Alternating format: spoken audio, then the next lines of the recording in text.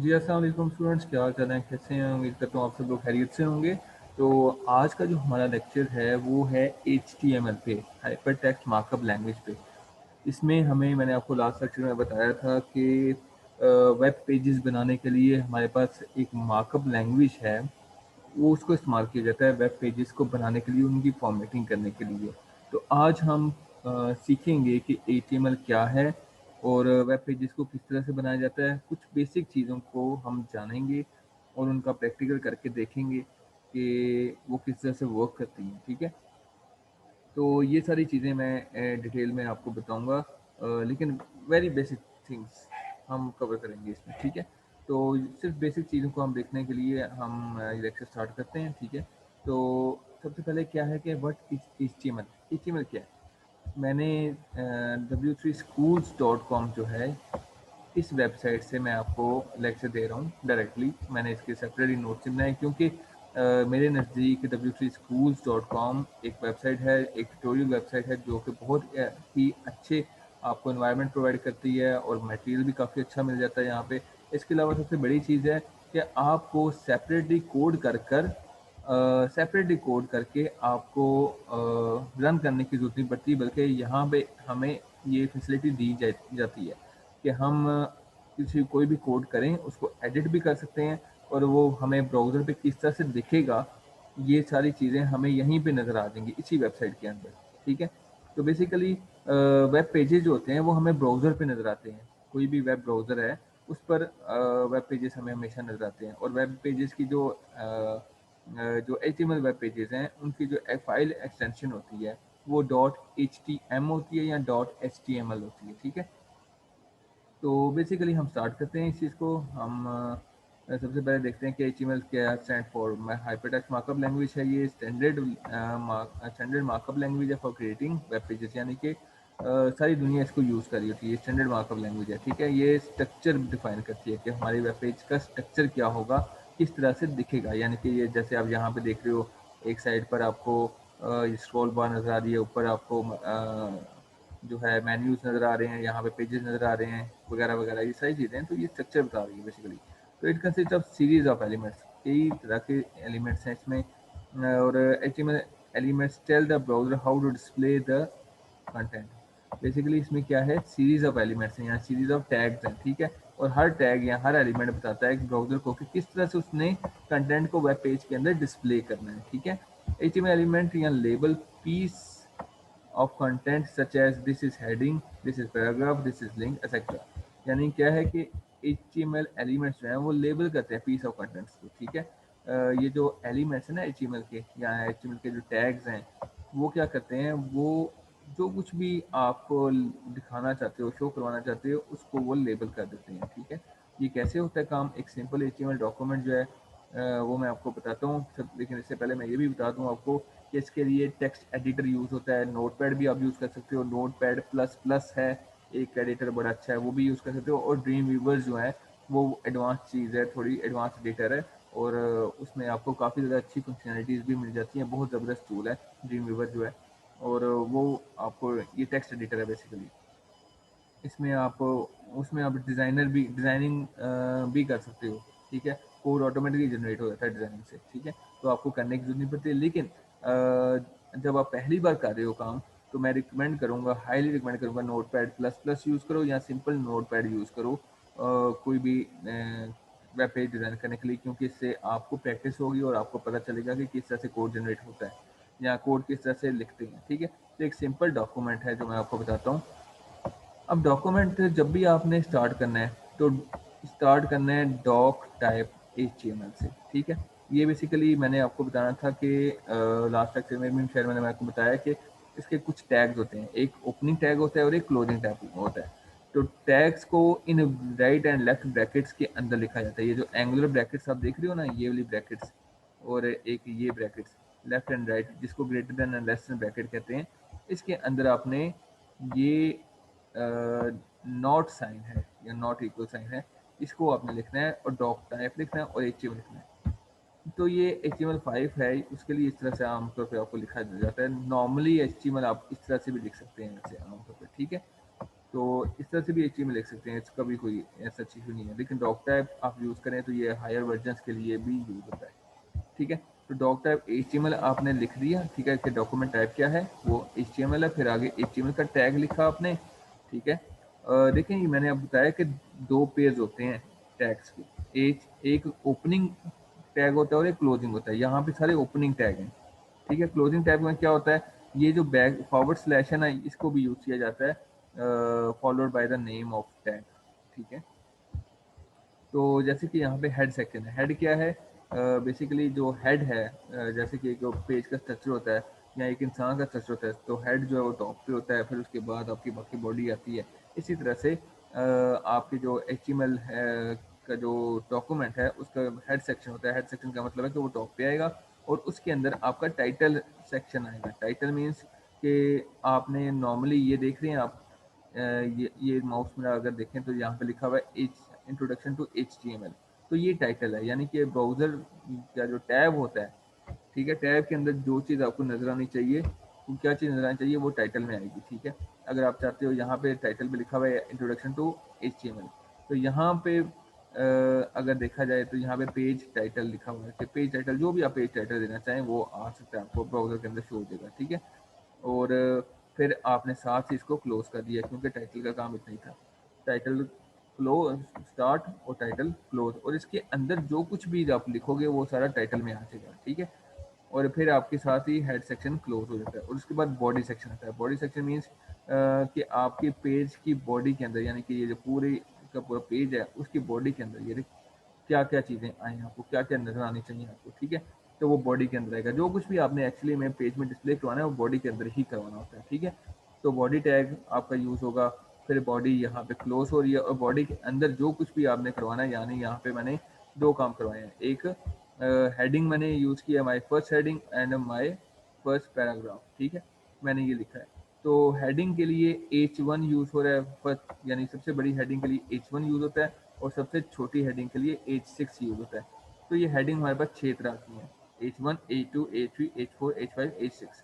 और P जो है वो पैराग्राफ के लिए, कि अगर आपने कोई पैराग्राफ लिखना है तो उसके लिए आप P टैग को यूज़ करते हो, फिर जहाँ पे पैराग्राफ खत्म होगा वहाँ पे आपने \P लिख देना है, सॉरी /P लिख देना है। इसी तरह से हेडिंग है, जहाँ पे हेडिंग आपकी ख़त्म करना चाहते हो वहाँ पे आपका ये चीज़ ख़त्म हो जाएगी, ठीक है।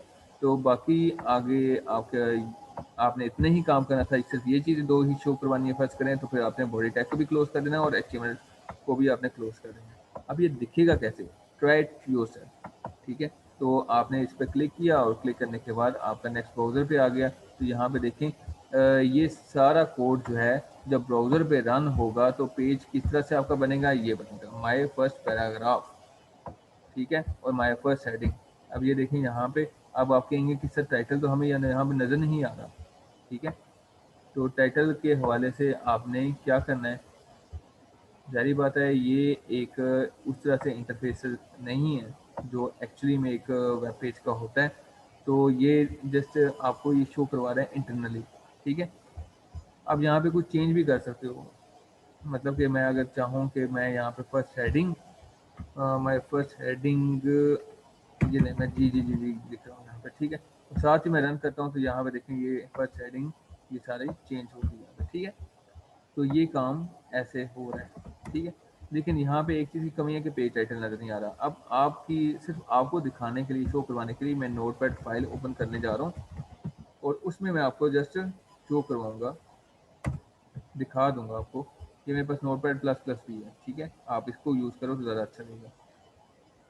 तो मैं नॉर्मली आपको नोटपैड प्लस प्लस नहीं, सिंपल नोटपैड ही ओपन करके दिखा रहा हूँ। इसमें मैंने क्या किया, सिंपल मैं करूँगा इसको कॉपी सारे को, ठीक है। कॉपी करने के बाद मैंने क्या करना है, इस पर सिंपली पेस्ट करना है। तो वही चीज़ है सारी की सारी, ठीक है। अब मुझे इसको सेव करना है, सेव एज करूँगा और फाइल एक्सटेंशन मैंने .html देनी है, ठीक है। याद रखिएगा फाइल एक्सटेंशन में क्या दूंगा, .html। तो डॉट टेक्स्ट फाइल नहीं मैंने देनी यहाँ पे, ठीक है। ये बाय डिफ़ॉल्ट मुझे डॉट टेक्स्ट फाइल की दे रहा है एक्सटेंशन, लेकिन डॉट टेक्स्ट फाइल आपने नहीं लिखनी। डेस्कटॉप पे मैं सेव कर रहा हूँ इसको आसानी के लिए, और फर्स्ट पेज .html इस तरह से आपने लिख देना है, ठीक है। .html बता देगा कि भाई ये एक वेब पेज है। फर्स्ट पेज और ये डेस्कटॉप पर मैं सेव करवा रहा हूँ। अब ये इसका कोड था। अब यहाँ पे देखो, यहाँ पे भी टाइटल में आ गया फर्स्ट पेज यानी सेव हो गई। मैं इसको क्रॉस कर रहा हूँ और अब मैं जा रहा हूँ कहाँ पे,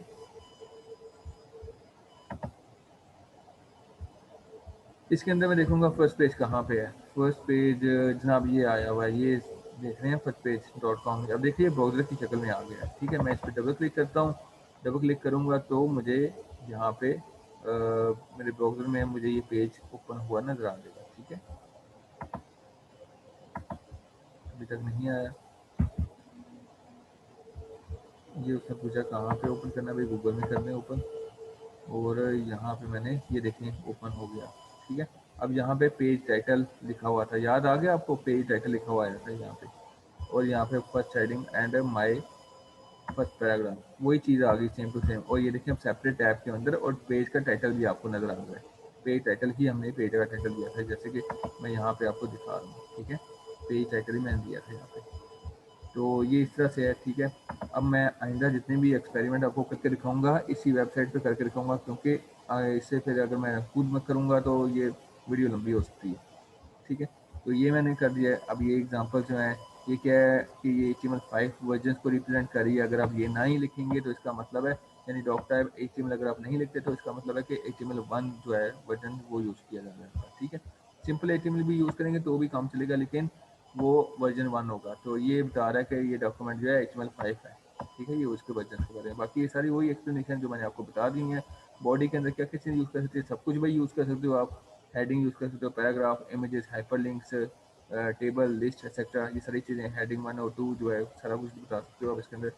तो क्या है कि टैग नेम, कोई भी टैग नेम आप यहाँ पे लिखोगे, टैग नेम जो HTML के डिफाइन है, और उसके अंदर कुछ भी कंटेंट्स आपने बीच में डाल देने हैं और फिर टैग को क्लोज कर देना है। सिंपल तरीका है, कोई मुश्किल चीज़ नहीं है। ठीक है, तो ये आपके बी आर टैग क्या है, बी आर टैग जो है वो नेक्स्ट लाइन की तरफ आपको लेके जाता है बेसिकली। ठीक है, तो ये क्या करता है, इसके अंदर कुछ भी नहीं होता। ठीक है, कुछ भी नहीं होगा।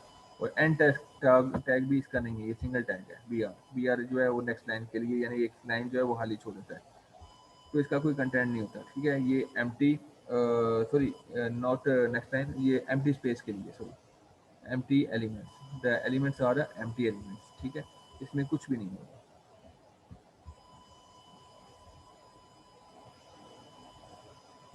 अब एडिटर्स के बारे में मैंने आपको बता दिया है कि मेरे बेसिक्स के बारे में जानते हैं, देखते हैं कि वो क्या है मज़ीद थोड़ी डिटेल्स में, वो भी बल्कि मैंने ऑलरेडी बता चुका हूँ आपको। ये HTML हेडिंग्स हैं। ठीक है, H1, अब मैंने आपको बेसिक चीज़ें करवाऊँगा, वेरी बेसिक।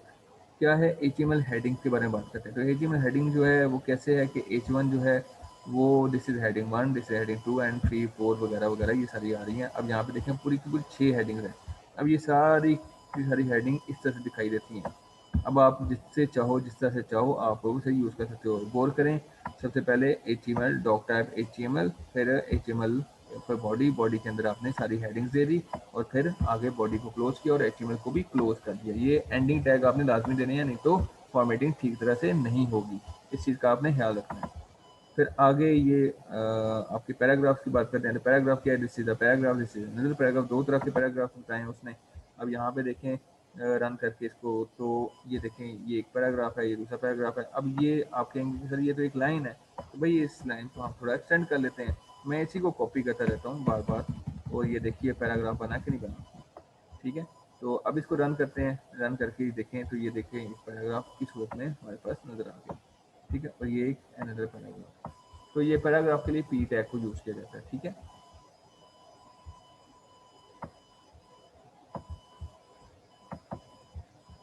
नेक्स्ट हम बात करते हैं HTML लिंक्स के बारे में। हाँ, ये चीज़ है मज़ेदार, HTML लिंक्स क्या है। ठीक है, अब ये जो लिंक्स हैं, बस करो मैं चाहता हूँ कि भाई मुझे लिंक नज़र आए। ठीक है, मुझे ये नज़र आया कि भाई ये देखें दिस इज़ अ लिंक, इस तरह से नज़र आ रहा है। ये आपके यूँ समझ लो कि आपकी जो है वेब पेज के ऊपर आपने कभी देखा होगा कि आपको लिंक मिलता है, आप उस पर क्लिक करते हो तो किसी और साइट पे चले जाता है, या किसी और वेबसाइट खुल जाती है, कोई नया पेज खुल जाता है, या फिर आप किसी और सेक्शन में चले जाते हो, पेज के किसी और सेक्शन में चले जाते हो। इस तरह से ये काम हो रहा होता है। तो बेसिकली ये क्या हुआ है कि ये जो है ये H2 हेडिंग दे दी उसने, ये पैराग्राफ साथ दे दिया, और साथ उसने एक लिंक दिया है। अब इस लिंक पे मैं क्लिक करूँ तो वो लिंक जो है वो मुझे वेबसाइट पर ले जाएगा। ठीक है, ये देखें मैंने इस पर क्लिक किया तो वो मुझे वेबसाइट पर ले आया। ठीक है, इस तरह से W3 स्कूल्स की वेबसाइट पर ले आया, क्योंकि यहाँ पर मुझे W3 स्कूल्स की वेबसाइट नज़र आ रही है।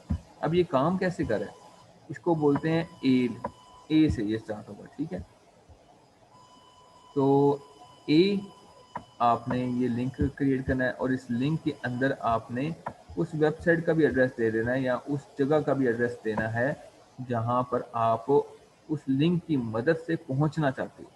ठीक है, और उस लिंक के आगे कुछ लेबल भी देना है कि दिस इज़ अ लिंक, जैसे यहाँ पे था। अब मैं स्टार्ट करता हूँ दोबारा से, ये देखिए जैसे कि दिस इज़ अ लिंक। ठीक है, ये लिखा हुआ है, ये कहाँ से लिखा हुआ है, ये जो ए टैग है ना, ए टैग के अंदर का जो कंटेंट था वो ये था दिस इज़ अ लिंक। अब यहाँ पे मैं कुछ भी लिखूँ, फर्ज करें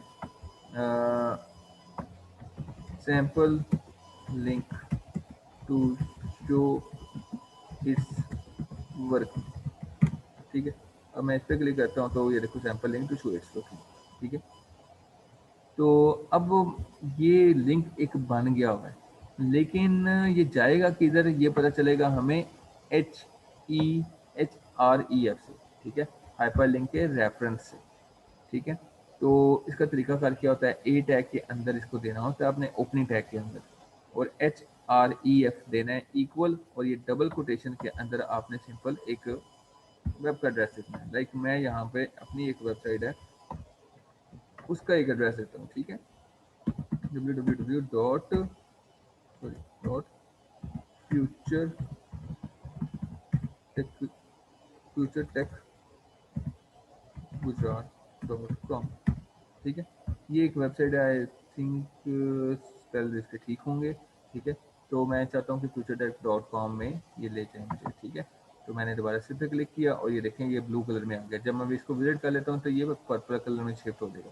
मैंने इस पर क्लिक किया, क्लिक करने के बाद यहाँ पर उसने बोल दिया कि भाई सॉरी आपने सही तरह से डोमेन नहीं दी, तो आई थिंक शायद स्पेल मिस्टेक हो गई हो futuretech में भी कोई मुझे शायद भूल गई है एग्जैक्ट इसका क्या था। बहरहाल खैर छोड़े इसे, लेकिन ये है कि जो इसकी मेन जो चीज़ थी वट एवर, मैं इसको लाइक इसको थोड़ा चेंज करके कोई और दे देता हूँ। लाइक मैं गूगल लिख देता हूँ, google.com। ठीक है, तो यहाँ पे मैंने क्लिक किया, यहाँ पे क्लिक करने के बाद यहाँ पे इधर गूगल ओपन होनी चाहिए थी, जो कि यहाँ पे फ़िलहाल नहीं हो रही क्योंकि इसके सर्वर्स में ये चीज़ें नहीं दी जा रही। ठीक है, लेकिन नॉर्मली अगर मैं इसको कॉपी करूँ और नोट पैड पर दे दूँ, ठीक है, नोट पैड पर मैं इसको बना दूँ। इस बार मैं नोट पैड ओपन कर रहा हूँ। ठीक है, तो नोट पैड पे note pad plus plus open करके मैं इसको बनाऊँ अगर, तो क्या होगा, ये नोट पैड का इंटरफेस है नोट पैड प्लस प्लस का। ठीक है, तो मैंने क्या किया, सिंपली मैं इसे कॉपी कर रहा हूँ, कॉपी करने के बाद इसे पेस्ट कर रहा हूँ। ठीक है, इसको पेस्ट किया और इसको मैंने सेव कर दिया।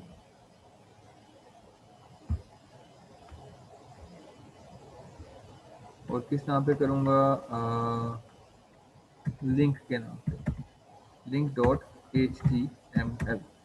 ठीक है, और कहाँ पे सेव करूँगा मैं डेस्कटॉप पे सेव करूँगा। ठीक है, अब डेस्कटॉप पे मैंने सेव कर दिया, लिंक के नाम की फाइल मेरे पास आ गई। यहाँ पे मैं सर्च करता हूँ लिंक की तरह, भाई ये लिंक के नाम पे फाइल आ गई। इस पर मैं जैसे ही डबल क्लिक करता हूँ तो मेरे पास यहाँ पे आ गई, और इस पर जैसे मैं क्लिक करूँगा तो ये गूगल इसने ओपन कर दिया, लेकिन प्रॉपर तरीके से नहीं कर रहा है क्योंकि ये फाइल एक्सटेंशन पूरी की पूरी मुझे यहाँ पे दे रहा है, इसी वजह से ये वहाँ पे भी ओपन लिखा हुआ है। ठीक है, तो यहाँ पे ऐसे करके हम इसे ओपन कर सकते हैं। ठीक है, या फिर हम यहाँ पे इसको HTTPS करें,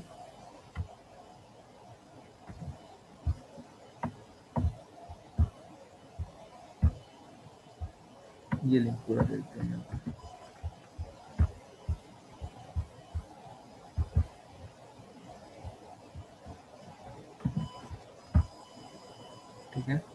और सेव पर हिट करें और अब इसी को रिफ्रेश करते हैं।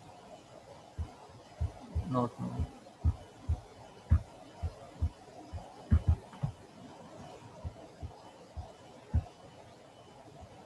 ये देखिए अब ये ओपन हो गया।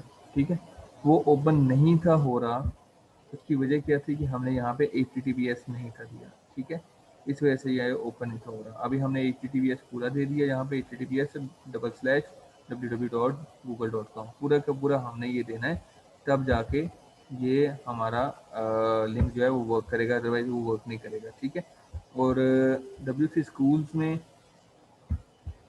भी यही वजह थी शायद।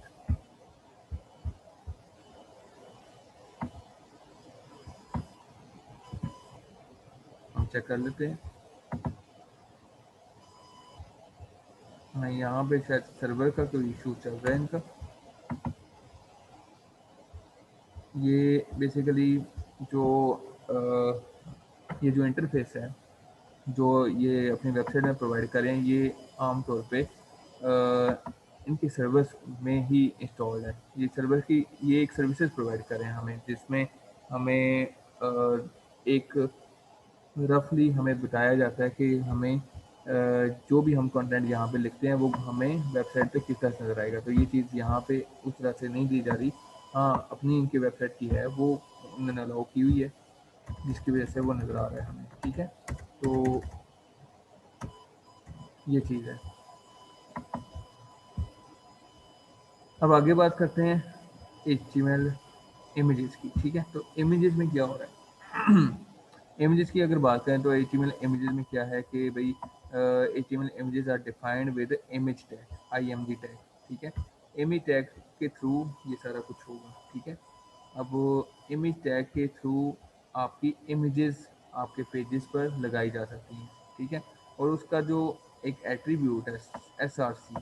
ठीक है, और ART आर्ट है, उसकी विड्थ है, उसकी हाइट है, ये कुछ एट्रीब्यूट्स हैं जो कि इमेज टैग के अंदर यूज़ किए जा सकते हैं डिस्प्ले करवाने के लिए कि भाई हाइट विड्थ क्या है इसकी। ठीक है, तो लाइक मैं यहाँ पे अगर दिखाया जाए तो इसकी हाइट विड्थ को चेंज किया जा सकता है, यानी कि 104 विड्थ साइज की तो हम यहाँ पे 1000 भी लगा देते हैं और फिर करते हैं, तो ये देखो कितना आगे चला गया।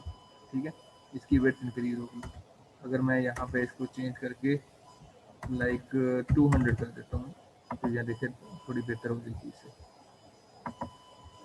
ठीक है, इस तरह से मैं हाइट भी इसकी इंक्रीज कर देता हूँ, 200 बाई 200 कर देता हूँ लाइक, तो ये थोड़ी सी और बेहतर आते हैं। ठीक है, तो ये WC स्कूल का लोगो है। ठीक है, और ये इमेज का जो सोर्स है ये इनकी अपनी डायरेक्टरी के अंदर पड़ा हुआ है, इसलिए ये इमेज का सोर्स दे रहे हैं। ठीक है, तो आप इसको इस तरह से लगा सकते हो, एक अपनी डायरेक्टरी के अंदर आपने अगर जब दिया हो तो यूज़ कर सकते हो आप इसमें। ठीक है, तो इमेज और SRC ये बेसिकली क्या है, ये सोर्स है इक्वल, और इन्वर्टेड कॉमर्स के अंदर पूरे का पूरा पाथ दोगे। जब आप अपने कंप्यूटर पे काम करोगे तो आप उसका पूरा पाथ दोगे।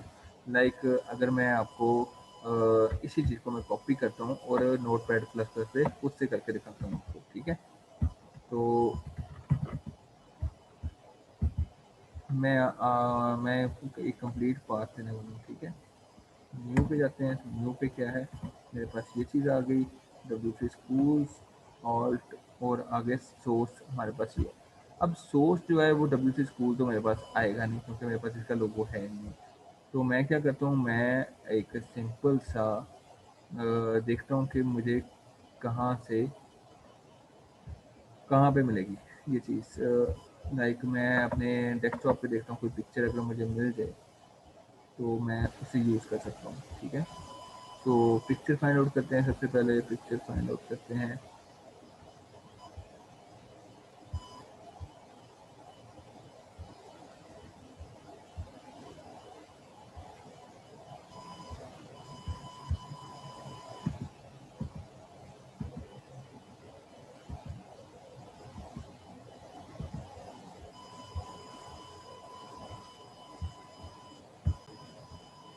जी, तो मैंने भी एक फ्लावर की पिक्चर डाउनलोड की है नेट से। ठीक है, तो वो नेट से डाउनलोड करने के बाद मैंने इस पर कोई वर्किंग की है, मैंने जस्ट सिंपली क्या लिखा है।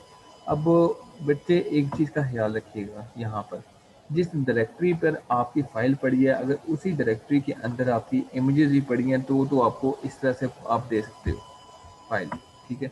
तब आपका काम है कि इस तरह से आपको जस्ट फाइल का नाम दो और डॉट उसके एक्सटेंशन दे दो साथ। तो मैंने फ्लावर के नाम पे फाइल को डाउनलोड किया, यानी कि डाउनलोड करके उसको रख लिया अपने पास। लाइक मैं आपको दिखा भी देता हूँ, ये फ्लावर के नाम की मेरे पास फाइल पड़ी है, ये ठीक है, फ्लावर डॉट JPG, ठीक है। और आगे img.html, यानी कि ये जो फाइल मैंने क्रिएट की है, ये जो है इसका नाम है img.html, मैंने रख दिया, ठीक है, और सेव कर दी। अब ये सेम डायरेक्टरी में सेम जगह पे है, इसलिए ये काम चल रहा है, यहाँ पे ये रन हो रही है। अगर आप इसको ये कहीं किसी और जगह से फ्लावर की इमेज उठाओगे और फाइल आपकी कहीं और पड़ी है तो पूरा पाथ देना पड़ेगा आपको, ठीक है, पूरे का पूरा पाथ देना पड़ेगा। वो पाथ कहाँ से दोगे, लाइक दिस, कि अगर ये लाइक आपके लेक्चर हैं, ठीक है, तो ये देखें, ये एड्रेस बार के अंदर ये पूरा का पूरा पाथ है। इस तरह से आपको ये पूरा पाथ यहाँ पे कॉपी करना पड़ेगा और साथ फाइल का नाम भी लिखना पड़ेगा, ठीक है, तब जाके ये डिस्प्ले होगा। तो हमने इसको डिस्प्ले करवाते हैं। डिस्प्ले करने का तरीका करके हमने इसको पहले सेव किया, सेव करने के बाद image.html पे गए और ये हमारे पास इमेज नजर आनी शुरू हो गई फ्लावर की, ठीक है। तो अब आगे इसके बाद ये देखें कि मैंने ऑल्ट नेम भी चेंज किया, ये ऑल्टरनेट है। अगर फर्स्ट करें आपकी इमेज नहीं शो होती ना, ठीक है, तो फिर यहाँ पे क्या नज़र आएगा, ऑल्टरनेट नेम में रोज नज़र आना चाहिए, ठीक है। लाइक मैं इसको चेंज करता हूँ और इसको फिर दोबारा से रिफ्रेश करता हूँ, तो मुझे यहाँ पे देखें रोज नज़र आ रहा है लिखा हुआ, ऑल्टरनेट नेम। अगर आपकी कभी पिक्चर नज़र ना आए ना, कभी पिक्चर आपको कोई प्रॉब्लम हो और पिक्चर नज़र ना आए, तब ये ऑल्ट वाला ऑप्शन जो है, ऑल्ट वाला ऑप्शन मतलब ऑल्टरनेट ऑप्शन, ठीक है। तो जब ये पिक्चर आपको नज़र नहीं आएगी तब जाके ये रोज़ वाला जो है ऑप्शन नज़र आएगा, ठीक है। रोज़ पिक्चर मैं देख लेता हूँ ऐसे करके, ठीक है, रोज़ पिक्चर, ठीक है। तो सेव करता हूँ, दोबारा से सेव करने के बाद दोबारा इसको रिफ्रेश करूँगा तो मुझे ये देखें दोबारा से मुझे ये लिखा हुआ है। और मुझे तस्वीर ही मैंने क्यों गायब कर दी और कैसे गायब की, मैंने फ्लावर की स्पेलिंग गलत कर दी, फ्लावर था, मैंने फ्लावर लिख दिया, आर खत्म कर दिया। मैं दोबारा से आर लेकर आऊँगा और इसको सेव कर रहा हूँ। सेव करने के बाद दोबारा से इसको रिफ्रेश करता हूँ, F5 प्रेस करूँगा तो देखो मेरे पास ये आ गया और ऑल्टरनेट जो टेक्स्ट आ रहा था वो खत्म हो गया, ठीक है। तो ऑर्डिनेट टेक्स्ट का ये यूज है। आगे इसकी डायमेंशन हाइट वेट में सेट कर सकता हूँ अपनी मर्जी के मुताबिक, ठीक हो गया। अब नेक्स्ट आगे जाके देखते हैं कि हमारे पास नेक्स्ट में क्या है, ठीक है। नेक्स्ट हम देखते हैं, हमारे पास इमेजेस लगाने हमने देख लिया, ठीक है, हमने देखा कि इमेज कैसे लगती है, ठीक है। तो इमेज लगाना देख लिया हमने। नेक्स्ट हम देखते हैं कि हमारे पास मज़ीद क्या है जो कि हमें सीख लेना चाहिए।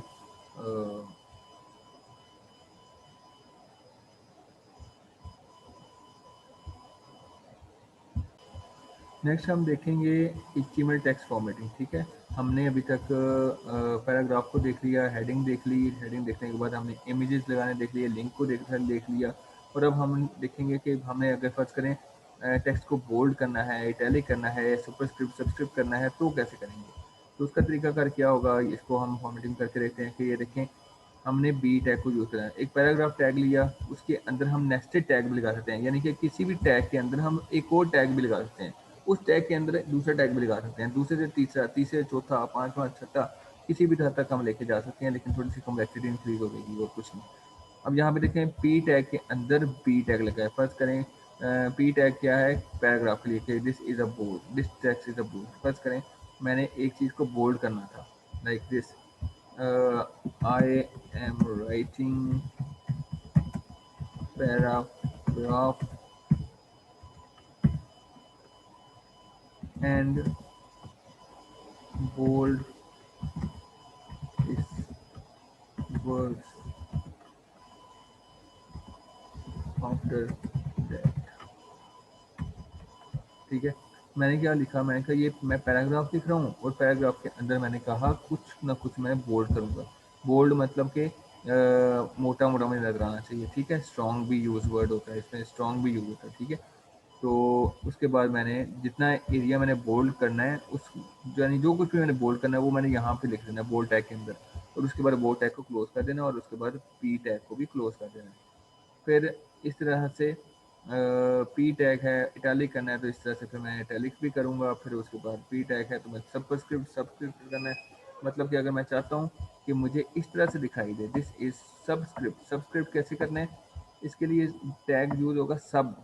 तो सबस्क्रिप्ट जो है वो थोड़ा छोटा नीचे करके लिखा हुआ आ जाएगा, और सब स्क्रिप्ट को लिखने के बाद यानी जो कुछ भी मैं यहाँ पे लिखना चाहता हूँ, लाइक, ठीक है, वो मुझे यहाँ पे दिखाई देना। जो कुछ भी मैं यहाँ पे लिखना चाहता हूँ, जिसको मैं सबस्क्रिप्ट करना चाहता हूँ, वो मैं यहाँ पे लिख दूंगा, ठीक है, इस सब टैग्स के अंदर। फिर आगे सुपरस्क्रिप्ट करना चाहता हूँ, यानी कि ऊपर चढ़ाना चाहता हूँ किसी नेम के ऊपर, तो मुझे सुपरस्क्रिप्ट SUP और SUP बैकस्लैश इसका इंतखाब करना पड़ेगा।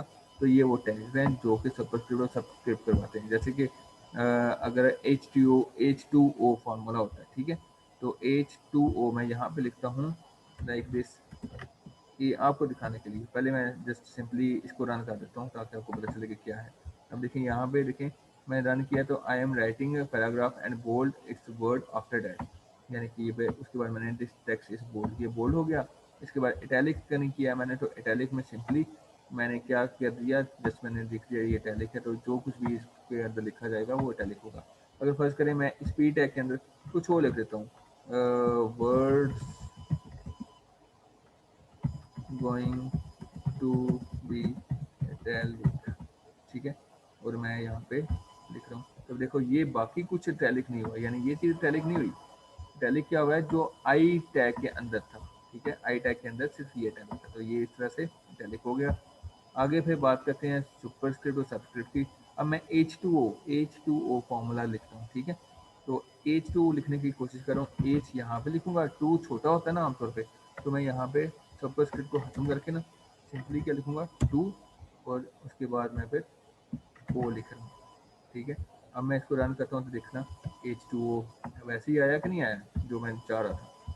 और यही चीज़ अगर मैं यहाँ पे अप्लाई करूँ तो H2 इधर भी लिखता हूँ, यहाँ पे भी H लिखता हूँ, और यहाँ पे भी है H2O लिख देता हूँ, ठीक है। तो देखना अब ये क्या हो जाता है, ये देखें H ऊपर चला गया। ये केमिस्ट्री के फॉर्मूले लिखने हो तो वो इस तरह से आप लिख सकते हो, ठीक है। तो आई होप आपको इसकी समझ आ गई होगी अच्छी तरह से। इसको क्लोज करते हैं और नेक्स्ट आगे एक्सरसाइज पे जाते हैं। अब यहाँ पे टेक्स्ट को बोल्ड करना हो तो आप बोल्ड टेक्स्ट बी टैग को यूज़ करते हो। स्ट्रॉन्ग इंपॉर्टेंट टेक्स्ट हो तो आप उसको यूज़ करोगे, स्ट्रॉन्ग को यूज़ करोगे। इटैलिक टेक्स्ट के लिए इटैलिक। एम्फासाइज टेक्स्ट यानी ये कैटेगरीज है कुछ, आपने किसी चीज़ पर जोर देना हो तो उसके लिए EM टैग। मार्क करना हो तो मार्क टेक्स्ट, स्मॉल टेक्स्ट करना हो, डेल टेक्स्ट करना हो, इंसर्ट टेक्स्ट, सुपरस्क्रिप्ट, सबस्क्रिप्ट, ये सारी वही चीज़ें एग्जाम्पल हैं, ठीक है उसकी। ये हर चीज़ ऐसे बताई है, बी टैग और आगे नॉर्मली ये सारी चीज़ें, ठीक है। आप इसकी 1 बाय 1 प्रैक्टिस कर सकते हो खुद से, ठीक है। ये देखें this is a normal text, यानी यहाँ पे नॉर्मल टेक्स्ट है, और सुपरस्क्रिप्ट में यहाँ पे स्ट्रॉन्ग टेक्स्ट आ गया आपके पास। यहाँ पे मैं एक एडिशन करता हूँ, बी टैग टूल, देखता हूँ कि क्या वो रिजल्ट प्रोवाइड करता है हमें। मैंने यहाँ पे बी टैग भी लगा रहा हूँ, ये दिखाने के लिए कि कितना फ़र्क है इसके अंदर। तो कोई इतना खास फ़र्क नहीं है। ये बी टैग यूज़ कर लें या स्ट्रॉन्ग कर लें, ये इसको वैसे बोल्ड करने के लिए भी यूज़ किया जा सकता है, और इसको स्ट्रॉन्ग किया जा रहा है किसी चीज़ पर जोर देने के लिए भी आमतौर पर इसको स्ट्रॉन्ग किया जाता है। दोनों में से कोई भी आप यूज़ कर सकते हो वैसे, क्योंकि दोनों का रिजल्ट सेम है, कोई खास डिफरेंस नहीं है। तो ये इस तरह से हो गया। भाई आगे स्मॉल टैग है, आप उसको भी देख सकते हो कि किस तरह से स्मॉल टैग हो रहा है, यानी कि देखें नॉर्मल टैग आपका इस तरह से है, और स्मॉल टैग जो है आपका वो इस तरह से आपको दिखाई दे रहा है। स्मॉल टैग के अंदर आपने जब जो कुछ लिखना है वो छोटा फॉन्ट साइज उसका छोटा कर देगा, कम कर देगा, ठीक है। तो ये इस तरह से हो रहा है। मार्क टेक्स्ट को देखते हैं, मार्क टेक्स्ट क्या काम करता है, मार्क कैसे कर रहा है भाई, ये देखें, don't forget to buy milk, यानी किस चीज़ को आपने मार्क कर दिया। मार्क करेंगे तो वो क्या करेगा, वो उसको हाईलाइट कर देगा, ठीक है, मार्क कर देगा, ठीक है। तो ये उसने मार्क करवा दिया, यानी कि वो हाईलाइट कर देगा ताकि इस पर जोर दिया जा सके, ठीक है। तो मिल्क इस तरह से हो गया ये इसकी। फिर डेल टैग की बात करते हैं, तो डेल टैग क्या करेगा, फिर वो इस चीज़ को रिमूव यानी डेल कर देगा, डेल मतलब फिर क्रॉस कर देगा इसके ऊपर, ठीक है। स्ट्राइक थ्रो जिसको बोलते हैं वर्ड के अंदर, माइक्रो वर्ड में ना स्ट्राइक थ्रो कहते हैं ना, जिसको वो ये यहाँ पे काम करेगा। ब्लू नहीं, red, my favourite colour is blue, no red, तो रेड है। तो डेल टैग के अंदर क्या बोल दिया उसने, डेल कर ब्लू कर दिया उसको, तो ब्लू को यहाँ पे उसने काट दिया। ठीक है, ये इस तरह से आपको डिस्प्ले होगा। यानी ये आपको फॉर्मेटिंग की ऑप्शन दे रहा है, जैसे वर्ड में फॉर्मेटिंग करते थे वैसे ही यहाँ पे भी कर रहे हो। ठीक है, अब यहाँ पे डेल यहाँ पे करें इंसर्ट जो है वो ये कर दिया, रेड कर दिया। ठीक है, तो इंसर्ट टैग से क्या हो रहा है कि वो अंडरलाइन भी हो जाता है और रेड आपको इस तरह से नजर आ रहा है, अंडरलाइन हो रहा है। ठीक है, तो बाकी डेल टैग जो है वो इस तरह से रिमूव हो रहा है और रेड टैग जो है वो इंसर्ट हो रहा है। ये चीज़ भी आपको समझ आ गई कि किस तरह से होगा। फिर सुपरस्क्रिप्ट सब्सक्रिप्ट की मैंने एग्जांपल आपको ऑलरेडी दे चुका हूँ, ये एक्सरसाइज है जो इसको आप खुद कीजिएगा हैंडल। ठीक है, आप इस पर प्रैक्टिस कर सकते हो, ये वेबसाइट बहुत अच्छी है, आप इसको फॉलो करो और जितना हो सकता है आप काम करें इस पर, प्रैक्टिस के लिए बहुत अच्छी चीज़ है। लिंक्स की जब बात करते हैं तो लिंक्स मैंने आपको आमतौर पर हाइपर लिंक्स करवा दिए हुए हैं। ठीक है, लेकिन इसको आगे आमतौर पे मैं आपको थोड़ा बता दूं कि ये HTML ए टैग जो है वो यूज़ हो रहा है हाइपरलिंक को क्रिएट करने के लिए। उसका जो सिंटैक्स है वो ये है कि ए और href और आगे कोई भी URL आप दोगे और उसके बाद जो भी लिंक का जो टेक्स्ट देना चाहते हो वो दो और टैग को बंद करो। ठीक है, तो एंकर टैग आप चूज़ करो यहाँ पे। ठीक है, WC स्कूल्स अनविजिटेड, अच्छा अनविजिटेड लिंक जो है वो ब्लू कलर का होता है, जो विजिट कर लिया आपने जिस पर यानी आप एक बार क्लिक कर लेते हो वो पर्पल हो जाता है, और जो एक्टिव लिंक होता है जिस पर आप काम कर रहे होते हो या जो खुला होता है उसको वो अंडरलाइन होता है और रेड कलर में रहता है। ठीक है, तो स्टाइल शीट भी यहाँ पे अप्लाई की जा सकती है। ठीक है, अब आगे लिंक्स के कुछ टारगेट्स हैं। मीन्स कि अगर आप एक ही पेज पर लिंक ओपन करना चाहते हो तो टारगेट एट्रीब्यूट यूज होता है कि कहाँ पे आपने ओपन करना है। टारगेट एट्रीब्यूट के where to open the linked document, यानी कि जो डॉक्यूमेंट आपने या ये जो भी लिंक दिया हुआ है ना यहाँ पे, वो आप करंट पेज पे ओपन करना चाहते हो या उसके लिए एक नया टैब ओपन करना चाहते हो या फिर उसी टैब पे हो, नए टैब पे हो, पुराने टैब पे हो, कहाँ पे हो। तो जो टारगेट है वो आप सेट करते हो यहाँ पे। टारगेट एट्रीब्यूट है वो भी आप यूज़ करते हो। टारगेट में 4 एट्रीब्यूट्स हैं, सेल्फ, ब्लैंक, पेरेंट और टॉप। सेल्फ क्या कहते हैं, डिफ़ॉल्ट है आमतौर पे, यानी कि जो डॉक्यूमेंट आपका खुला हुआ है, जिस विंडो पे खुला हुआ है, फर्स्ट करें यहाँ पे कोई लिंक आता है तो मैं उस पर क्लिक करता हूँ तो वो इसी लिंक इसी पेज के ऊपर वो दोबारा से टैब इसी टैब के ऊपर ना वो शिफ्ट कर देगा, यानी कि अगले लिंक पे चला जाएगा, अगले पेज पे चला जाएगा। जिस लिंक को मैं क्लिक करूँगा वो जो भी लिंक होगा वो इसी पेज के ऊपर मुझे नजर आना शुरू हो जाएगा। एंड इसको ब्लैंक करता हूँ तो क्या करता है कि न्यू विंडो या एक नया टैब जो है वो ओपन कर देता है, यानी कि इस तरह से ना नया एक टैब ओपन हो जाएगा यहाँ पर। ठीक है, जैसे कि ये मैं भी करके दिखाता हूँ, जैसे ये चीज़ है ये इस तरह से नजर आएगा आपको। ठीक है, तो ये नया टैब नजर आने शुरू हो जाएगा। फिर पेरेंट क्या होता है, open the tag, open the document in a parent frame. Framing जब यूज़ करते हो यानी कि डिफरेंट फ्रेम्स आप यूज़ कर रहे होते हो, यानी कि एक दो फ्रेम है, फ्रेम मतलब कि एक डॉक्यूमेंट के आप डिफरेंट पोर्शंस कर लेते हो तो आप किसी और पोर्शन में भी आप ओपन कर सकते हो डॉक्यूमेंट को। ठीक है, ये कंसेप्ट बाद का है, अभी का नहीं है। Underscore top, open the document in the full body of the window, यानी कि पूरी बॉडी जो है विंडो की उस पर यूज़ कर सकते हो। तो नॉर्मली अंडरस्कोर सेल्फ और अंडरस्कोर ब्लैंक ही ज़्यादा यूज़ होते हैं। जब हम लोग फ्रेमिंग यूज़ करें वहाँ पे आप इन दो चीज़ों को यूज़ कर रहे होते हो, तो फ्रेमिंग हमने करवाई नहीं अभी, इसलिए आप यहाँ पे ना ही जाएँ तो बेहतर है। ये हम चेक कर लेते हैं कि यहाँ पे देखें HEREF है, टारगेट क्या दिया उसने, ब्लैंक दिया। तो जैसे ही मैं इस पर क्लिक करता हूँ तो वो मुझे एक नए विंडो की तरफ लेके आ गया। ठीक है, मैंने यहाँ पे नया विंडो ओपन कर दिया, यानी उसने नई जगह पे नए एक टैब में उसने ओपन कर दिया फाइल को। ठीक है, तो ये काम हो रहा है यहाँ पे कि ब्लैंक को यूज़ किया गया, न्यू ब्राउज़र या न्यू टैब पे उसको ओपन किया जा रहा है। ठीक है, एब्सोल्यूट यूआरएल और रिलेटिव यूआरएल, इसको हम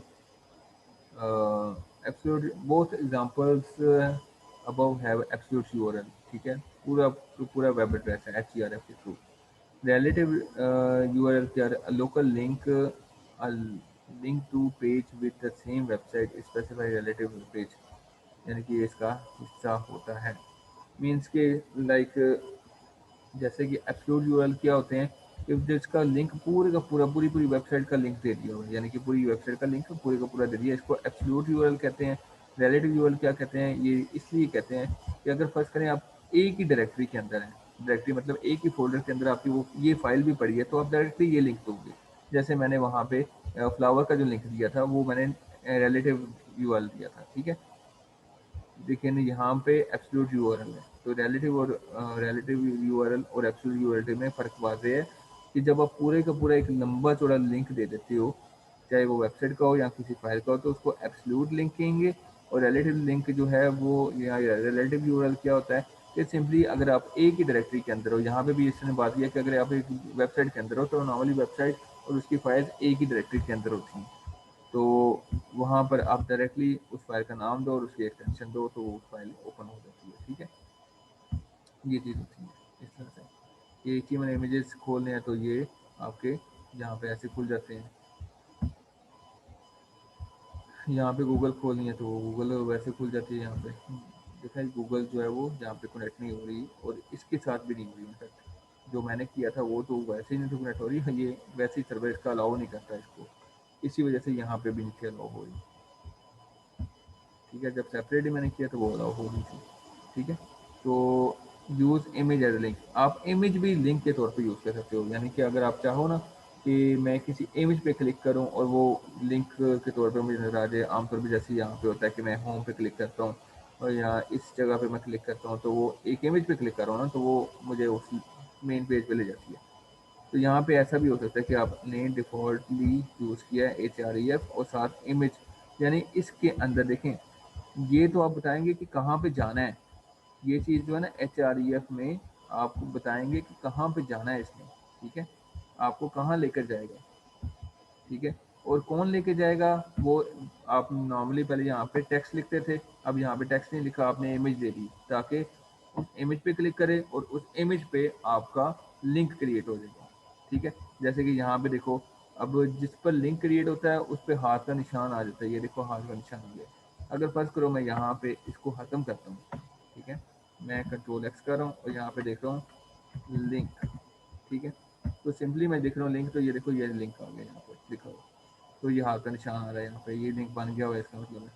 अब अगर मैं इसको ख़त्म करके पूरी का पूरा इमेज टैग दे रहा हूँ यहाँ पे, दोबारा से रिप्लेस कर रहा हूँ वहाँ पे, और इमेज src स्माइली gif दिया हुआ है, HTML ट्यूटोरियल दिया हुआ है, स्टाइल शीट आगे कुछ स्टाइल का एट्रीब्यूट है जिसमें वो स्टाइल बता रहा है इसकी विड्थ कितनी होगी, ये एट्रीब्यूट है स्टाइल का, और ये साथ ही यहाँ पे ए टैग को ख़त्म करना है। तो इसका मतलब है कि अब इमेज जो है आपका वो आपका जो लिंक है वो एक इमेज पे लग गया है। इस पर क्लिक करेंगे जैसे ही तो ये फाइल ओपन हो गई आपकी। ठीक है, तो ये इस तरह से आप इमेज को भी एज ए लिंक यूज़ कर सकते हो। ठीक है, link to email address, email address को भी आप लिंक कर सकते हो। नॉर्मली क्या होता है कि आपने लिंक टू ईमेल एड्रेस करना है to create a link that open the users email program let me to let them send new email, mail to attribute जो है वो यूज़ होता है इसमें, मेल टू इनसाइड href। इसमें क्या करते हो, अगर आप चाहते हो कि मैंने ईमेल सेंड करनी है, फर्स्ट करें सेंड ईमेल के ऑप्शन आए तो ईमेल जब आप सेंड करोगे तो उस पर आपने जस्ट क्लिक करना है, क्लिक करने के बाद आपने वो पूछा कि भाई किस पे आपने ऊपर करना है। अब यहाँ पे देखो वो मुझसे मेल की ऑप्शन पूछ रहा है इसकी वजह से। ठीक है, तो मैं नॉर्मली नहीं ओपन करना चाहता इसलिए मैंने नहीं ओपन किया। तो इसमें क्या है कि आप ए टैग के अंदर href में मेल टू का एट्रीब्यूट दोगे और आगे किसी का भी एड्रेस दे दोगे, या मेरा एड्रेस दे दो, फॉर एग्जाम्पल मैं अपना लिख दूँ mohammad_@uri.pk वगैरह, या फिर जो भी mohammad@gmail.com वगैरह। तो ये मेल टू का एट्रीब्यूट भी href के अंदर यूज होगा, तो आप ईमेल भी सेंड कर सकते हो, ईमेल का भी लिंक दे सकते हो इसके पे। बटन है लिंक, बटन को भी आप लिंक यूज़ कर सकते हो, टाइटल भी है, ये कुछ ज़्यादा हो जाएंगे, इतना ही कर लेते हैं फिलहाल जितना मैंने बता दिया। आगे बात करते हैं हम टेबल्स की, टेबल्स कैसे आप ड्रॉ करते हो। ठीक है, नेक्स्ट बात हम करते हैं टेबल की कि टेबल कैसे ड्रॉ करेंगे हम HTML के टेबल्स। तो टेबल ड्रॉ करने का बड़ा आसान सा तरीका है, आप HTML में टेबल ड्रॉ करते हो, जैसे ये टेबल है, आपने माइक्रोसॉफ्ट वर्ड में भी जो एक्सपेरिमेंट्स किए हैं उसमें भी आपने टेबल को ड्रॉ करके देखा होगा, यहाँ पे भी अपने टेबल को ड्रॉ कर सकते हो, ऐसे ही टेबल आप बना सकते हो। तो उसका तरीकाकार क्या है टेबल को ड्रॉ करने का, हम इसका आमतौर पर स्ट्रक्चर समझने की कोशिश करते हैं टेबल कैसे है। अब ये चीज़ थोड़ी समझने वाली है। ठीक है,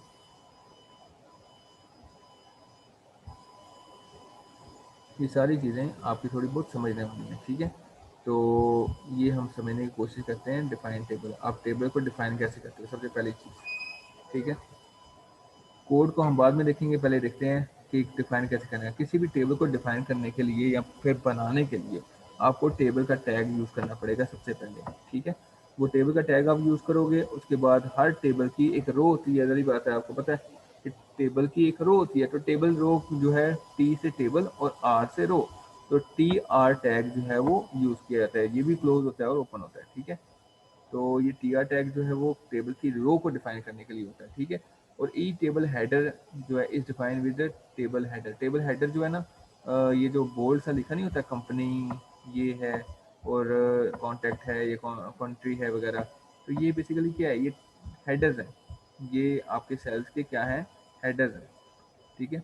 तो ये हेडर्स हैं, तो आप इसको जब हेडर डिफाइन करना चाहते हो तो वो कैसे करेंगे, टेबल हेडर टी एच आप यूज़ करोगे उसके लिए, ठीक है। देसी जुगाड़ मत लगाना, वो बोल्ड शोल्ड करने ना लग जाना, स्ट्रॉन्ग करने ना लग जाना, आपने टेबल हेडर ही यूज़ करना है यहाँ पे, ठीक है। तो each table header is define with T H tag, T H tag use करें, उसके अंदर कंटेंट लिखें और आपका वो टेबल हेडर बन जाएगा हर टेबल का जो है। उसके बाद ई टेबल डाटा और cell is defined with T D. अब वो टेबल डाटा जो है, टी डी से क्या बनता है, table T and D for data, यानी कि हर टेबल का कुछ डाटा भी होता है। डाटा मतलब कि ये जो जो कुछ भी ये लिखा हुआ है ना, ये बेसिकली क्या है, ये टेबल का डाटा है, टेबल के अंदर एक सेल है, उसका ये डाटा पड़ा हुआ है, ठीक है। ये डाटा है, ये डाटा, ये सारे डाटा ही है, ठीक है। तो इसको हम क्या बोलेंगे, टी डी बोलेंगे। देखें, टेबल रो को डिफाइन करने के लिए टी आर है, हेडर को डिफाइन करने के लिए टी एच है, और टेबल डाटा यानी कोई डाटा आप देना चाहते हो, अंदर डालना चाहते हो टेबल के अंदर, तो उसके लिए टी डी टैग यूज़ करोगे, ठीक है। तो टेक्स्ट जो है बाय डिफ़ॉल्ट डी एच जो है वो बोल्ड होता है और सेंटर होता है, यानी वो बता रहा है कि जो बाय डिफ़ॉल्ट जो टी एच होता है वो बोल्ड भी होगा और सेंटर भी होगा, इसलिए आपको खुद से करने की जरूरत नहीं है, सब टी एच लिख दो। और टी डी जो है elements are regular and left line, इसमें क्या होता है कि आपके रेगुलर एलिमेंट्स होंगे और लेफ्ट अलाइनमेंट उनकी बाय डिफ़ॉल्ट होगी, यानी कि आपको अलग से अलाइनमेंट करने की जरूरत नहीं पड़ेगी, ठीक है। और टेबल को डिफाइन करने का तरीका कर क्या है, सिंपली सिंपल एचटीएमएल हेडर जो है, इसमें उसने स्टाइल एट्रीब्यूट जो है वो यूज़ किया, टेबल के अंदर एक स्टाइल एट्रीब्यूट भी यूज़ होता है, ठीक है। स्टाइल बेसिकली आपका स्टाइलिंग करने के लिए यूज़ किया जाता है, स्टाइल इक्वल टू विड्थ। आगे ये विड्थ क्या है, बेसिकली ये एक एट्रीब्यूट है, और कॉलम लगा के हमने 100% दे दिया कि पूरी 100% उसकी विड्थ होगी, ठीक है। तो वो सारा कुछ इन्वर्टेड कॉमर्स, स्टाइल के अंदर जितनी भी चीज़ें आएंगी वो सारी इन्वर्टेड कॉमर्स के अंदर आएंगी। अगर मैं विड्थ देना चाहता हूँ तो भी मैं इधर यहाँ पे ऐड करके विड्थ दूंगा इसकी, ठीक है, या हाइट दूंगा।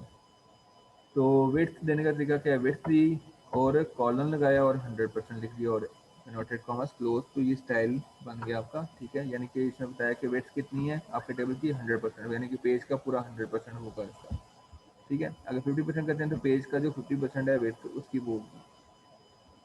तो ये पेज के हिसाब से। आगे टी आर मतलब कि जो आपका टेबल रो है, पहले टेबल रो में यानी कि पहले टेबल में आपको क्या नजर आएगा, फर्स्ट नेम, लास्ट नेम और एज, यानी कि ये पहला आपका एक कॉलम्स बन गए हैं, ठीक है।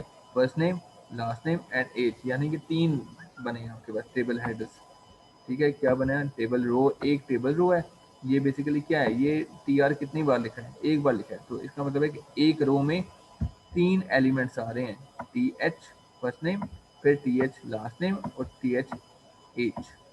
अब फर्स्ट नेम एक जगह पे आएगा, फिर उसके बाद लास्ट नेम आएगा और उसके बाद फिर आपका एज आएगी, ठीक है। ये एक रो में आएगी, फिर टी आर, दोबारा से टी आर दिया।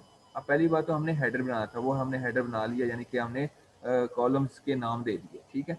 अब उसके बाद टेबल का नाम भी तो, यानी टेबल के अंदर डाटा भी तो देना है, तो पहले पे नाम जो देंगे तरतीब से आएगा वो, टेबल टी डी, यानी पहले, फिर आपने नेक्स्ट रो, एक नई रो क्रिएट की, पहले एक रो को आपने ख़त्म कर दिया, उसके अंदर 3 चीज़ें डाली आपने टेबल हेडर के थ्रू, उसके बाद नेक्स्ट आपने मज़ीद क्या किया, टेबल रो दी, ठीक है। टेबल रो के अंदर आप टेबल डाटा देना है आपने टी डी के थ्रू, ठीक है। उसमें आपने जिल स्मिथ 50, जिल स्मिथ क्या है, जिल क्या है, फर्स्ट नेम के नीचे आ जाएगा, फिर टी डी स्मिथ जो है वो किसके नाम है, लास्ट नेम के नीचे, और 50 के नीचे, एज के नीचे 50 आ जाएगा। इस तरह से एक और रिकॉर्ड एंटर कर दिया, और फिर साथ ही आपने टेबल को भी एंड कर दिया। इसी चीज़ को हम अपने आंखों के सामने देखते हैं कि ये कैसे आ रहा है नज़र। तो ये आपको सामने रिजल्ट है बेसिक HTML टेबल का, ठीक है। इसमें क्या है H2 के हिसाब से उसने क्या दिया है, बेसिक HTML टेबल, फिर आगे टेबल विड्थ दी फुल 100%, यानी पेज का पूरा क्या है 100% दिया उसने, ठीक है। और आगे TR बताया उसने, TR में क्या है टेबल रो में उसने बताया फर्स्ट नेम लास्ट नेम और एज। फर्स्ट नेम ये आपके पास पहली TR, ये पहले एक लाइन आ गई, यानी कि पहली रो, ये देख रहे हैं, ये पहली रो जो है वो हॉरिजेंटल रो होती है, हॉरिजेंटल लाइन समझें कि वो रो है। फिर उसके बाद आपने TD दिया, TD जिल, मैंने क्या बताया था कि बाय डिफ़ॉल्ट आपका जो TH है वो सेंटर्ड होगा और बोल्ड होगा, और उसके बाद जो आपके जो टेबल डाटा होगा वो रेगुलर होगा और लेफ्ट अलाइन होगा। अब देखिए ये रेगुलर है और लेफ्ट अलाइन है, इसकी लेफ्ट अलाइनमेंट हुई है ऑलरेडी। तो यहाँ पे देखें TD पहले नंबर पे आया TD, फिर दूसरे नंबर पे जो TD आया वो स्मिथ था, वो तीसरे नंबर पे जो TD आया वो 50। तो पहले नंबर पे TD जिल, फिर उसके बाद स्मिथ और फिर 50, यानी कि पूरे का पूरा रिकॉर्ड एज इट इज चलेगा। उसके बाद दूसरी रो फिर लगाई उसने एव जैक्सन 94 और फिर जॉन ड्यू 80, ये सारी ऐसे उसने ऐड कर दी, ठीक है। यहाँ पे हम अपना नाम भी लिख सकते हैं, लाइक मैं लिख सकता हूँ मोहम्मद, ठीक है, और यहाँ पे लिख देते हैं अपना नाम ABIR, और यहाँ पे एज 50, लाइक मैं क्या लिखूँ 29, ठीक है। और ओके, अब ये देखिए मेरा नाम भी आ गया बीच में, ठीक है, ये चीज़ आ गई। क्लियर होगी बात? आई होप आपको समझ आ गई होगी टेबल किस तरह से ड्रॉ करते हैं। इसके मज़ीद कुछ चीज़ें देखते हैं। अब यहाँ पे अगर मैं टेबल आपको थोड़ा सा दिखाऊँ, यहाँ पे ये जो टेबल था इसके अंदर देखें ये डिज़ाइनिंग हुई है, ये कलर जो है सेल का चेंज हुआ हुआ है, ये सेल का कलर चेंज हुआ है, ये सेल का यानी कि पूरी पूरी रो का कलर चेंज हुआ है, तो उसके लिए स्टाइलिंग की गई है। ये जो स्टाइलिंग है ना फॉन्ट फैमिली में एरियल और सैंस सिर्फ जो है वो दी हुई है, बॉर्डर कोलैप्स हुआ हुआ है, और विड्थ जो है वो 100% दी हुई है, यानी कि थोड़ी सी स्टाइलिंग की गई है यहाँ पे। तो ये थोड़ी एक्स्ट्रा चीज़ है जो कि आपको मैंने नहीं पढ़ाई उस तरह से। स्टाइल टैग के अंदर मैंने वो ये स्टाइलिंग हुई है, ठीक है। ये स्टाइल टैग के अंदर के टेबल का जो काम होगा वो ये आमतौर पे आपकी CSS है वो उसके अंदर ये चीज़ें आ जाती हैं। तो CSS को हम फिलहाल कवर नहीं कर रहे, हम सिर्फ इसको देख रहे हैं। तो इस चीज़ को फिर मैं इग्नोर करवा रहा हूँ कि इसे फ़िलहाल इग्नोर करें, क्योंकि ये CSS का पार्ट है। और CSS का पार्ट क्या है, CSS में बेसिकली आप थोड़ी इसकी सजावट वगैरह कर लेते हो आसान में, ठीक है। तो आगे बात करते हैं टेबल बॉर्डर्स। हमने टेबल बॉर्डर्स तो ऐड ही नहीं किए। तो टेबल बॉर्डर ऐड करने के लिए क्या करना पड़ेगा आपको, अगेन आपको थोड़ा सा स्टाइल CSS को ही यूज़ करना पड़ेगा थोड़ा, ठीक है। तो स्टाइल को आप यूज़ कर रहे हो, स्टाइल में टेबल, ठीक है। आप बेसिकली कर क्या रहे हो स्टाइलिंग के अंदर, टेबल यानी टेबल का नेम, जो टैग नेम आपका TH और TD आपने तीनों लिखी है। आपने कहा कि ये तीनों चीज़ें जो हैं उसके लिए एक ही चीज़ यूज़ होगी, बॉर्डर 1 पिक्सल का सॉलिड ब्लैक, ठीक है। और आपने इसको क्लोज कर दिया, यानी कि इस चीज़ को आपने क्लोज कर दिया, और स्टाइल को भी आपने स्टाइल टैग को आपने ख़त्म कर दिया। और फिर आपका ये देखें टेबल बॉर्डर भी आपका आ गया डिफरेंट स्टाइल से, ठीक है। और फिर normally table with the borders use the CSS border property to add a border to the table, ठीक है। हमने ये बॉर्डर प्रॉपर्टी को यूज़ किया है ताकि बॉर्डर को यूज़ कर सकें, ठीक है। और फिर वही सारी की सारी चीज़ एज इट इज आ गई, ठीक है। तो हमने ये यहाँ पे CSS की बॉर्डर प्रॉपर्टी को हमने यूज़ किया, ठीक है। तो इस बॉर्डर प्रॉपर्टी को यूज़ करने के लिए हमने फिर बॉर्डर ऐड करने के लिए हमने इसको यूज़ किया था, ठीक है जी। तो ये बॉर्डर प्रॉपर्टी हमने यहाँ पे इसको यूज़ कर ली। अब आगे नेक्स्ट चलते हैं, कोलैप्स बॉर्डर्स, बॉर्डर्स को कोलैप्स करना। बॉर्डर को कैसे कोलैप्स किया जाएगा, बॉर्डर को कोलैप्स करने का भी तरीका यही है कि सेम टू सेम आप ये काम करो। बॉर्डर कोलैप्स एक और एट्रीब्यूट है या प्रॉपर्टी है बॉर्डर कोलैप्स करने की। उसमें क्या है कि बॉर्डर हमारा कोलैप्स हो जाएगा, ठीक है। तो कोलैप्स बॉर्डर जो है वो आपको इस तरह से दिखाई दे रहा है, ठीक है। ये भी आपकी CSS प्रॉपर्टी यूज़ हो रही है। नेक्स्ट आगे एक चीज़ में add cell padding. Cell padding होता है कि भाई आपके टेक्स्ट का और सेल की जो बाउंड्री है उसका आपस में डिफरेंस कितना है, ठीक है, मतलब कि स्पेस कितनी है, उसे हम पैडिंग बोलेंगे। तो यहाँ पे देखो कि हमने पैडिंग कितनी दी है TH और TD में, ये जो टी में हमने 15 पिक्सल की पैडिंग दी है, 15 पिक्सल से हम इसको लाइक मैं इसको 25 पिक्सल कर देता हूँ और रन करता हूँ, तो देखना यहाँ पे थोड़े डिस्टेंस पे चल जाएगी, थोड़ी ये जिल जो है ये थोड़ा सा और राइट साइड पे मूव हो जाएगा। तो ये देखें थोड़ा सा और ये स्पेस आ गई, ठीक है। ये मैं 25 की बैटिंग दे दी और ये बाकी सबको भी ऐसे ही जो फर्स्ट टाइम है वो भी ऐसे हो गया, क्योंकि मैंने टी एच की भी बात की और टी डी की भी बात की है यहाँ पे। तो ये पैडिंग है। पैडिंग क्या होती है? इसका और इसका आपस में फासला है, इनका इस टेक्स्ट का और इस बाउंड्री का, इस टेबल की जो बाउंड्री है उसका आपस में फासला जो है वो पैडिंग कहलाता है, ठीक है। तो अब आगे नेक्स्ट बात करते हैं लिस्टिंग की, ठीक है। लिस्टिंग क्या होती है? लिस्टिंग भी बड़ी अमेजिंग चीज़ है। इसमें क्या आपने देखना है, इसमें सिंपली आपने HTML की लिस्टें फाइंड आउट करनी है। HTML जो है वो बेसिकली लिस्टिंग करता है, जैसे आपने बुलेट्स ऐड करते थे ना मतलब वर्ड के अंदर, इसी तरह से आप ये order list and order list करेंगे अप्लाई, ठीक है। तो उसका तरीकाकार क्या है? पहले तो आपके पास अनऑर्डर लिस्ट होती है। अनऑर्डर लिस्ट जो है UL के नाम से पहचानी जाती है, UL के टैग से पहचानी जाती है, ठीक है। UL tag each list item start with LI, यानी कि इस UL unordered list, basically unordered list जो होती है ना वो आपको इस तरह से दिखाई देती है। देखिए अनऑर्डर लिस्ट का मतलब ये होता है कि कोई ऑर्डर नहीं है, कोई नंबरिंग नहीं है, कोई सीक्वेंस नहीं है, तो उसके लिए सिर्फ निशान यूज़ होते हैं, किसी भी किस्म का निशान यूज़ कर लिए। ऑर्डर लिस्ट होते हैं उसमें 1 2 3 रोमन में या ABC वगैरह कुछ भी ऐसे यूज़ हो सकते हैं। तो अनऑर्डर लिस्ट के लिए यूएल टैग यूज़ होता है, और यूएल टैग को यूज़ करने के बाद आपकी जो LI टैग है, लिस्ट आइटम बनता है इसे, ठीक है। तो ये टैग यूज़ किया जाता है ताकि लिस्ट को शो किया जा सके। अब देखें मैं यूएल टैग को यूज़ किया, यूएल टैग से रिप्रेजेंट हो रहा है कि भाई मेरे पास जो पेज है वो समझ जाएगा कि भाई मेरे पास मैंने अनऑर्डर लिस्टिंग करनी है, और LI टैग से पता चल जाएगा कि भाई मैंने ये चीज़ें लिस्ट के अंदर शामिल करनी है। List item list item list item, जैसे कि मैं यहाँ पे करके दिखाता हूँ आपको। अनऑर्डर लिस्ट है और उसके बाद अनऑर्डर लिस्ट जो है वो यहाँ पे ऐसे ही कर दी, और यूएल से सिर्फ पता चल रहा है कि अनऑर्डर लिस्ट है, ठीक है। और यहाँ पे LI कर दिया तो कॉपी नज़र आ रही है, टी नज़र आ रहा है, एमएस नज़र आ रहा है, ऐसे ही, ठीक है। और इसी तरह से मैं किसी भी हद तक जा सकता हूँ निकल। अगर मैं ये चीज़ नहीं लिखता, लेट्स सपोज मैं इसको नहीं लिखता, तो मुझे प्रॉब्लम आनी शुरू हो जाएगी, ठीक है। मुझे प्रॉब्लम्स होंगी लाइक दिस। मैंने अगर इसको ख़त्म कर दिया इस टाइप को, तो मुझे प्रॉब्लम्स आएंगी, सिंपली मैंने अनऑर्डर लिस्ट नहीं लिखी, ठीक है। तो मुझे वो सारा कुछ करना पड़ेगा, लिखना पड़ेगा अनऑर्डर लिस्टिंग, मेरी लिस्टिंग प्रॉपर नहीं होगी, ठीक है। स्पेसेस ऐड नहीं हो सकती हैं, कुछ और प्रॉब्लम्स आ सकती हैं आपको। ऑर्डर लिस्ट के अंदर क्या होता है, OL यूज किया जाता है सिंपली। जैसे पहले ऑर्डर लिस्ट था, उधर UL था, इधर OL, ठीक है।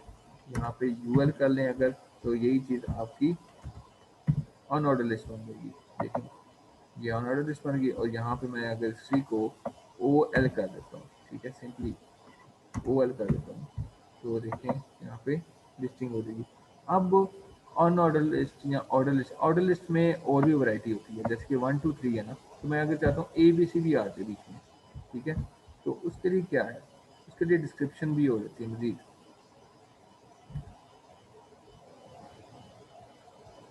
उसमें मैं टाइप का एक वेरिएंट जो है वो यूज़ किया जाता है इसमें, ठीक है, कि टाइप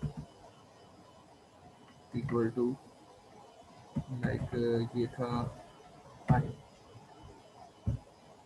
तो ये देखें टाइप मैंने दे दी आई, यानी रोमन में। तो ये मेरे पास 1 2 3 ये आ गया। ये मुझे आगे वैसे इस डॉक्यूमेंट के अंदर मिला नहीं, मैंने खुद ही बता दिया आपको। तो टाइप आप इस तरह से यूज़ कर सकते हो, टाइप ABC ए लिखें तो यहाँ पे ABC वगैरह वाली भी आ जाएगी। कैपिटल में लिखें तो आई होप कैपिटल में भी आ जानी चाहिए, कैपिटल में ABC आ जाएगी, ठीक है। तो ये सारी वो रेंटिंग आ जाएगी आपके पास, ठीक है भैया। इस तरह से हम ये सारा काम, आप ये टैब वाला जो कीवर्ड है या एट्रीब्यूट है, ये सिर्फ आप यूज़ कर सकते हो ऑर्डर लिस्ट के साथ, अनऑर्डर लिस्ट के साथ नहीं यूज़ कर सकते, क्योंकि उसमें कोई और सच ऑर्डर नहीं है,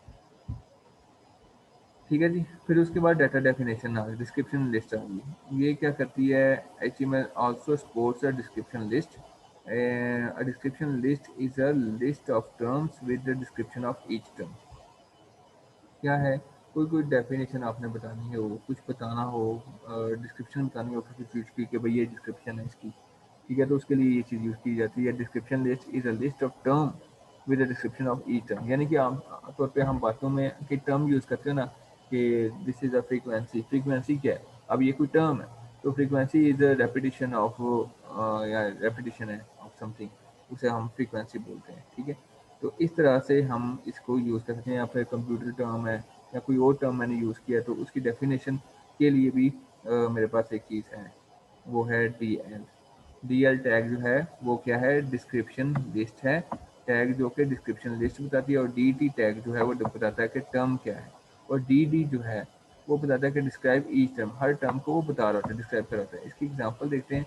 डी एल से आपकी डिस्क्रिप्शन लिस्ट बन रही है, ठीक है। इस डिस्क्रिप्शन लिस्ट में आपने डी टी दिया, एक कॉफ़ी दे दिया। कॉफ़ी क्या है? आपके डिस्क्रिप्शन टर्म है, ठीक है। अब डिस्क्रिप्शन टर्म आपने दे दी कि भाई ये डिस्क्रिप्शन टर्म है, ये कॉफ़ी है। अब कॉफ़ी क्या होती है किसी को अगर नहीं पता तो भाई ब्लैक हॉट ड्रिंक है, ये डिटेल उसने बता दी साथ ही कि भाई कॉफ़ी जो है वो क्या होती है? ब्लैक हॉट ड्रिंक है। मिल्क है, वाइट कोल्ड ड्रिंक होता है। तो ये उसने इस तरह से डिस्क्रिप्शन पर, यानी ये देखें, ये क्या है? ये बेसिकली एक इसमें समझ लें कि एक हेडिंग टाइप है, या हेडिंग नहीं कह सकते इसको, डिस्क्रिप्शन है कि ये क्या है? ये आपकी एक टर्म है और उसके साथ आगे डिस्क्रिप्शन दे दी। अब डिस्क्रिप्शन में देखें ये जो डैश है वो अपने आप ही आ रही है, नहीं डैश अपने अपनी खुद आप दे रहे हैं, सॉरी। तो कॉफ़ी जो है वो क्या है? इसको नहीं पता, आपने कोई टर्म यूज़ कर ली, तो क्या है कि ब्लैक हॉट ड्रिंक है भाई। वो मिल्क क्या है नहीं किसी को पता, तो आप बताओगे वाइट कोल्ड ड्रिंक है भाई। इसी तरह से आपको कुछ और भी कह सकते हो, जैसे कि आपने यूज़ किया, मैं एक और एग्जांपल देता हूँ इसकी, कंप्यूटर। भाई कंप्यूटर क्या है नहीं पता अगर किसी को, तो भाई इलेक्ट्रॉनिक डिवाइस और कंप्यूटिंग, ठीक है। तो वो मैंने ऐसे कर दिया, ठीक है। तो ये एक नई मेरे पास चीज़ आ गई, ठीक। तो हमने आज के लेक्चर में order listing, unordered listing, tables का ड्रॉ करना, और इसके अलावा इमेजेस को, हाइपरलिंक्स को, हेडिंग्स को, पैराग्राफ्स को, और बेसिक चीज़ें एचटीएमएल की देखी हैं। यही आपके कोर्स में थी, तो आपने इसको ही बार बार प्रैक्टिस करनी है। इससे ज़्यादा पढ़ना चाहें, you are very welcome, most welcome. और आप इसको पढ़ सकते हो। अपने w3schools.com पे जाएं और यहाँ पे जितनी चाहे प्रैक्टिस करें। आप, you are free to use this website और to learn from this website, ठीक है। तो कोई क्वेश्चन हुआ तो आप ज़रूर पूछिएगा, ठीक है। तो इंशाल्लाह फिर मिलते हैं नेक्स्ट लेक्चर में, ठीक है। थैंक यू सो मच, अल्लाह हाफिज़।